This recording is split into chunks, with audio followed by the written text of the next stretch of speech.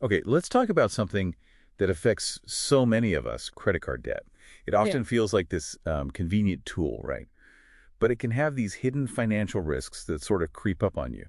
Today, we're doing a deep dive. We want to chart these waters, look at the risks, but also, importantly, find that path back to solid ground. Exactly. And our mission here isn't about judgment, it's about understanding. We want to unpack the causes, the mechanics, the real impact of this debt, and then give you practical, actionable strategies to get back in control. So if you're ready to really get informed on this, well, this deep dive is for you.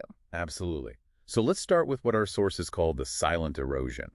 Sounds a bit dramatic, but it fits. We're talking high interest rates, often 15, maybe even 20% APR. That's the annual percentage rate. And that includes fees too, not just interest. It's the total cost of borrowing per year. Right. And then you layer on compound interest on your interest. It spirals. We saw this really striking example. Say you have a $5,000 debt. At a high rate, it could end up costing you over $7,700 and take nearly 23 years, 277 months to pay off making typical payments. Wow. Yeah. Compare that to a lower rate, maybe it costs around $6,100 over 269 months. Still long, but look at the difference in cost. It's huge. And it's often happening under the surface. People don't always connect those numbers month to month. Plus, you've got these bigger economic forces at play, right? Like high inflation. Our sources highlighted how inflation doesn't just make your groceries cost more, it kind of pushes you towards using credit for everyday stuff. Yeah, for essentials even. Exactly. And then here's the double whammy. Central banks are often raising interest rates at the same time to fight that inflation. So the very tool you're leaning on becomes more expensive to use. It's a real vice. A vicious cycle, basically. You're squeezed, and the cost of coping goes up. Which brings us right to the minimum payment trap. This is a big one. You pay that 5 or 10%, you feel like, okay, I'm handling it, I'm not defaulting, feels responsible. But our research shows it mostly just covers the interest. You're barely touching the principal. It creates this illusion of progress while you're just stuck. It's a powerful illusion. And what's the hidden cost then? Well, it hits your credit score. Hard. Your FICO score that number lenders look at is heavily influenced by two things debt messes with. First, your repayment history. Just paying on time. That's 35% of the score. Huge. Okay. Second, credit utilization.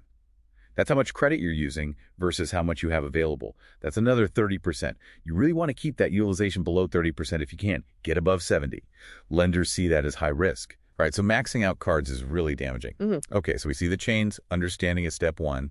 Now let's talk solutions. How do you actually break free? The first step seems obvious, but it's critical. Assessment and budgeting. You have to know where the money is going. No guesswork. Yeah, categorize everything, needs versus wants. Be honest with yourself. And then building an emergency fund, like 3 months of expenses. That's key to not falling back on credit when, the car breaks down. Absolutely essential buffer. Once you have that picture, then you tackle the debt itself. Two main strategies came up. First, the debt snowball. Heard of this one? I have, yeah. Pay the smallest debt first. Exactly. You knock out the smallest balance first, regardless of the interest rate. You get this quick win, this psychological boost. Then you take the money you were paying on that small debt and add it to the payment for the next smallest. It builds momentum. So it feels good, keeps you motivated, even if it's not like the absolute best in terms of pure interest saved. Precisely. Motivation can be huge. The other way is the debt avalanche. This one is about the math. You target the debt with the highest interest rate first. Pay that off aggressively. This saves you the most money in the long run on interest. But you need discipline, right? yeah, Because you might be tackling a big debt for a while without that quick win feeling. you got it. It requires more staying power, maybe. Depends on your personality. Now, beyond those methods, there are sort of higher level tools. Debt consolidation, balance transfers. Okay, let's unpack those. Consolidation, that's like rolling multiple debts into one single loan, hopefully at a lower rate. Yeah, simplifying things. One payment, potentially lower interest, and balance transfers. That's moving debt from a high-interest card to a new one, usually with the 0% intro APR for, say, 12 or 18 months. Sounds tempting, like hitting a reset button.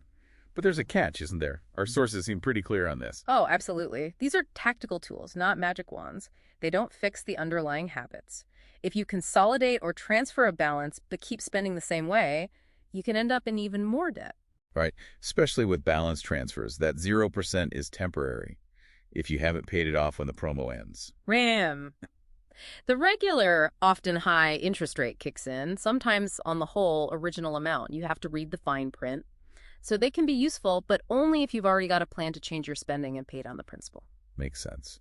So how do you know if things are really serious? What are the warning signs, the red flags? Good question. Consistently only making minimum payments, that's a big one. Using savings to pay off credit card bills regularly. Or if your total debt payments eat up, say, more than half your income. 50, 60%. Wow. Yeah, Okay. yeah, those are signals you might need some outside help. And where should people turn if they see those signs? Look for reputable nonprofit credit counseling agencies. Keyword, nonprofit. They can help with budgeting, setting up savings, maybe a debt management plan. They focus on education. Be wary of places charging hefty upfront fees or making unrealistic promises. You want guidance, not a quick fix that doesn't last. Solid advice. Yeah. So really, it all comes back to building those fundamental healthy habits, doesn't it? Consistent budgeting, trying to save at least, 10% of your income? Maintaining that emergency fund, maybe even aiming for 3-6 months eventually. Yes. And using cards smartly. Pay the balance in full each month, if possible. Keep that utilization low. It's about being proactive. Absolutely. Understanding how this all works, the interest, the traps, but also the strategies that really puts the power back in your hands. It turns that potential erosion into, a clear path forward. So maybe the question for everyone listening is this. What single habit could you change starting this week to begin truly breaking free from these potential traps? Just one thing to start building that freedom